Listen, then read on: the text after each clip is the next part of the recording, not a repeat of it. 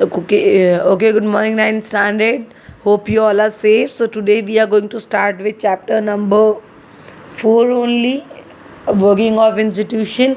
The content is on page number 87, the Prime Minister and the Council of Ministers. So basically in these two pages, that is from 87 and 88, we are going to cover 3-4 topics. That is how the Prime Minister is being elected, the role of Prime Minister, the categories of Council of Ministers and the power of Prime Minister. We are going to read this. We know that Prime Minister is there, ये सारे decisions लेता है, मगर उस बहुत सारी चीज़ें जो हमें नहीं पता, that we are going to study in this. So it's not that the prime minister के लिए कोई अलग इलेक्शंस होते हैं. The member of the Lok Sabha who choose the prime minister, the majority of the votes who supports a person of their Lok Sabha, they can be elected as a prime minister. Means जो majority of जो Lok Sabha members हैं वो किसी को भी अगर vote देते हैं तो उन्हें हम क्या बनाएंगे, प्राइम मिनिस्टर बनाएंगे. Now the prime minister, the president appoints the prime minister. It is appointed by the president only because the major decisions are taken by the president only, as he is not a member of Lok Sabha and Rajya Sabha. So जो important decisions होते हैं वो president ही लेते हैं. Now the president appoints the person most likely to secure a majority support, and president also elects that person only whom the majority of people want to be as prime minister. जो majority of जो लोग चाहते हैं president वही चीज़ करता है. minority को ही don't see that. majority of लोग किसी एक कैंडिडेट को इलेक्ट करना चाहते हैं एज प्राइम मिनिस्टर, तो प्रेसिडेंट उसी को अपॉइंट करेगा as a prime minister. The Prime Minister does not have a fixed tenure. He continues in power so long as he remains the leader of the majority party or the coalition. Now, the time when they are ruling, after that time, he or she can't be called as the Prime Minister. It means अगर अभी BJP चल रही है, BJP जीत रही है, तभी तक नरेंद्र मोदी जी हमारे प्राइम मिनिस्टर हैं. नेक्स्ट जो इलेक्शन होगा, अगर बीजेपी हार जाती है, कोई और पार्टी आती है, तो उस पार्टी में से एक नया मेंबर पीएम के लिए खड़ा होगा. तो हम कह सकते हैं कि जो प्राइम मिनिस्टर है उसका जो फंक्शन है वो एक फिक्स्ड पीरियड के लिए होता है, जो पावर है वो एक फिक्स्ड पीरियड के लिए ही है. इट्स नॉट कि अगर नेक्स्ट इलेक्शन में बीजेपी हार जाती then he will be the only one to rule the country. No, he'll be the changed member. Okay, the president appoints other ministers on the advice of the prime minister. Now जो और बाकी members हैं, means अगर चलो हम prime minister बन गए, अब ना हमको वेरियस डिपार्टमेंट्स देने हैं लोगों को. वो कौन करता है? हम प्राइम मिनिस्टर है, हमारी पार्टी है रूल कर रही है, तो हम चाहते हैं कि हमारे जो बेसिक जो इम्पोर्टेंट मेंबर्स है वो इलेक्ट हो. तो उसे अपॉइंट कौन करता है? उसे अपॉइंट भी प्रेसिडेंट ही करता है on the advice of prime minister. Prime minister president को बोलता है yes I want this minister as handle this ministry. मैं चाहता हूँ कि मेरा ये मेंबर डिफेंस मिनिस्ट्री संभाले, ये एजुकेशन मिनिस्ट्री संभाले, ये हेल्थ मिनिस्ट्री संभाले. तो on the advice of prime minister the president appoints the ministers. The ministers are usually from the party or the coalition that has majority in the Lok Sabha. Ministers लोक सभा के majority वाले भी हो सकते हैं या कोलिशन गवर्नमेंट भी हो सकते हैं. इट्स नॉट कि अगर हमने जो चुना है वो किसी एक पार्टी के ही होने चाहिए. they can be the MPs of a state or they can be from the other party also. Like for example मैं आपको बता रही हूँ, जैसे फॉर एग्ज़ाम्पल कोई भी मिनिस्टर है ना, as a post of prime minister, अगर वो एक प्राइम मिनिस्टर की पोस्ट पे, तो उसने एक मेंबर को बोला कि चलो ठीक है भाई मैं इसको डिफेंस मिनिस्टर दे रहा हूँ, और जो दूसरा है वो एमपी भी हो सकता है, मेंबर ऑफ पार्लियामेंट भी हो सकता है, या किसी और पार्टी का भी हो सकता है, जो कोलिशन गवर्नमेंट का, या कोई अननोन भी हो सकता है. वो डिपेंड करता है प्राइम मिनिस्टर का किसको कौन सी मिनिस्ट्री दे रहा है.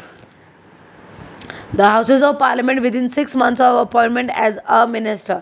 ये उन लोगों पे लागू होता है जो एमपी नहीं है, जो मिनिस्टर्स नहीं है, जो कोई और है।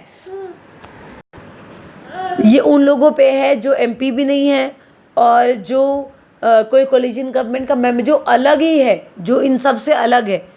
उस इंसान के लिए अगर उसको कोई मिनिस्ट्री दी जाती है तो उसके लिए एक बॉन्ड है, वो ये है कि आपको जो क्या कहते हैं, इलेक्शंस जो with in 6 months of appointment आपको मिल जाना चाहिए। मींस आपको पार्लियामेंट का मेंबर हो जाना चाहिए विद इन 6 months।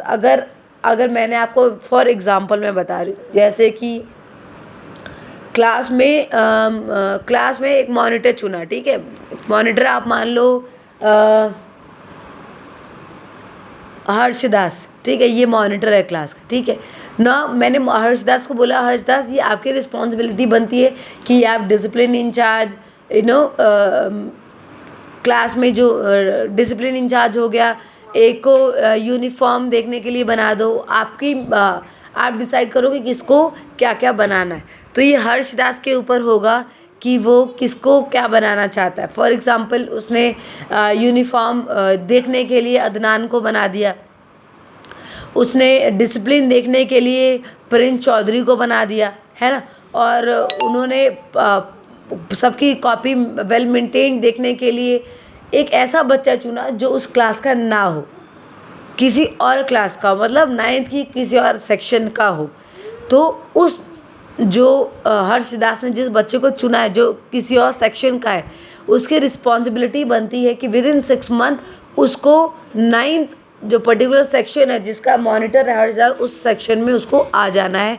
तभी वो जो उसको इंचार्ज दिया गया है कॉपी और नोटबुक का, तभी वो उसका मिनिस्टर कहलाएगा, अदरवाइज़ वो नहीं कहलाएगा। This is the thing which is there for those who does not belong, who is not MP, who does not belong to any party, who is from different area। उसके लिए ये चीज़ें बनती है कि विद इन 6 months उसको एक as a minister appoint होना ही है। Now the council of ministers. So council of ministers में it usually has 60 to 80 ministers at different ranks। Council of ministers में डिफरेंट मिनिस्टर्स होते हैं जो 60 से 80 के करीब होते हैं, बहुत इंपॉर्टेंट्स होते हैं।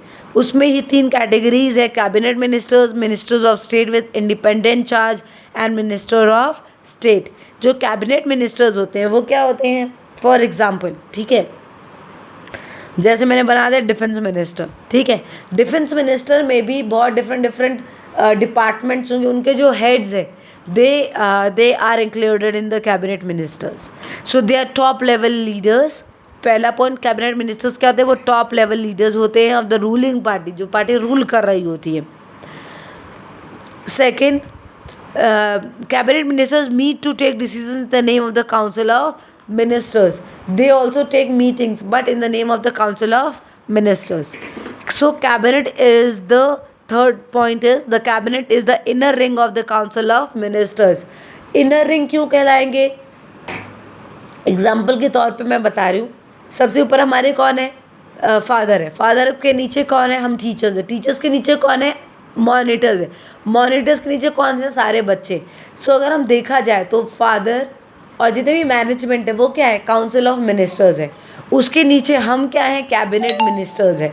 उसके बाद आप लोग क्या हो जाओगे, you will be the state with independent charge, आप हमारे नीचे हो जाओगे। So this is how the parliament or the functions of parliament works। So the cabinet ministers, they are the ring of council of ministers। It comprise of 20 ministers। cabinet ministers क्या होते हैं, top leaders होते हैं। They are the inner rings of council of ministers। Third, they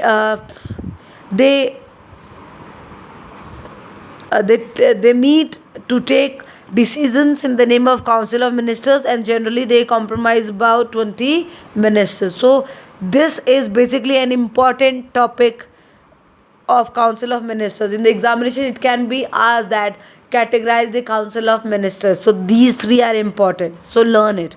The second one is ministers of state with independent charge। Basically they are the smaller ministries. Smaller ministries मतलब defence ministry हो गया. Defence ministry के छोटे छोटे department होते हैं, उनके जो हेड्स होते हैं they are under ministers of state. So they participate in the cabinet meetings only when specially invited. जब इनको बुलाया जाता तभी ये जाते हैं, because they also hold a rank and that is very important. So जब भी इनको बुलाया जाता तभी मीटिंग्स के लिए आते हैं, otherwise they don't come. And the last one is minister of state.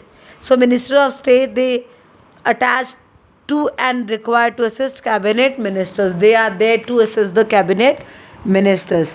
So basically it's an important topic. Now last is the power of Prime Minister. It is on page number 88. This is important, but the most important is the Council of Ministers and the three categories. So the power of minister is power of prime minister are that the prime minister has wide ranging power. He chairs cabinet meetings. Cabinet की जितने भी meeting तय करना होता है, who do that? Prime Minister. First point. Second, he coordinates the work of different departments. He look after the work of the different departments. He coordinates कि भैया काम प्रॉपर चल रहा है कि नहीं. He looks after that. Third, his decisions are final in case disagreement arise between departments. अगर departments के बीच में कुछ प्रॉब्लम्स क्रिएट हो जाती है, then he is there to settle that, and the final decisions will be accepted by the departments. He exercises general supervision of different ministries. Supervision means he'll just look after the different ministries and how they are doing the work. He also has the power to dismiss minister when the prime minister quits, the entire ministry quit. Now he also has the power to dismiss the minister from any post. So please underline this. I'm showing you. From this, the prime minister and the council of ministers, you have to underline this and you have to read this and this also, the lines. These are three categories from where the council of ministers divides. ये तीन है. Notes I'll be providing you people, and the power of minister. You'll be getting 5 points from this paragraph. You can read this also. Okay, now so from tomorrow we are going to start with the president and the power of president. Thank you class.